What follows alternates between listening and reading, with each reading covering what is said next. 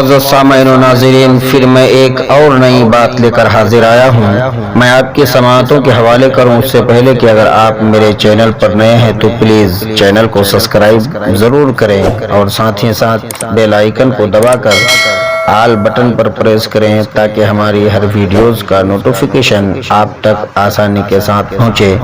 دوستو، کمنٹ اور لائک ضرور کریں۔ آئیے بات کو کرتے ہیں شروع۔ السلام علیکم ورحمۃ اللہ وبرکاتہ۔ سگے اصحاب کہف دقیانوس بادشاہ کے ظلم و ستم سے تنگ آ کر اپنے ایمان کی حفاظت کی غرض سے کچھ اللہ والے شہر چھوڑنے کے لیے تیار ہوئے۔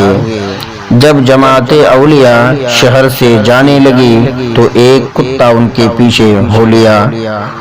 ان اللہ والوں نے ہر چند کوشش کی کہ کتا نہ جائے، کتا بھاگ جائے، لیکن کتا ان کا ساتھ نہ چھوڑے۔ آخر کار کتے سے کہا، تیرا کام فقیروں کو بھوکنا ہے، تو بھوکے گا اور ہم پکڑے جائیں گے۔ کتے نے کہا، اے اللہ والو، مجھے اپنے سے دور نہ کرو، یہ درست ہے کہ میں کتا ہوں، مگر وہ اور کتے ہیں جو اللہ والوں کو بھونکتے ہیں۔ وہ کتا ہو کر کہتا ہے، میں نہیں بھوکوں گا۔ پھر جو انسان ہو کر اولیاء اللہ کی شان میں بد زبانی، زبان درازی کرے، وہ ابلیس نہیں تو اور کیا ہے۔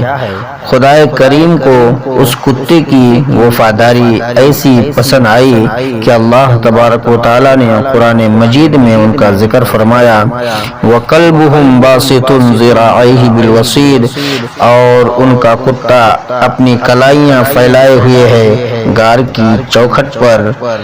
اصحاب کہف کا کتا چند روز نیکوں کی صحبت اختیار کرنے سے آدمی بن گیا۔ اولیاء کرام کی صحبت سے کتا جنتی ہو گیا تو کیا جناب محمد الرسول اللہ صلی اللہ تعالی علیہ وسلم کا امتی اس فیضان اولیاء سے محروم کیسے رہ سکتا ہے؟ اللہ تبارک و تعالیٰ کا لاکھ لاکھ شکر ہے کہ اس نے ہمیں صادقین، صالحین، صدیقین، بزرگان دین کے دامن عطا فرمایا۔ دوستو، ان باتوں کو آپ اپنے دوستوں تک شیئر ضرور کرنے کی کوشش کریں۔ اچھی بات پھیلانا صدقہ جاریہ ہے۔ پھر میں ایک اور نئی بات لے کر حاضر آؤں گا، تب تک کے لیے شکریہ۔ خدا حافظ۔ السلام علیکم ورحمۃ اللہ وبرکاتہ۔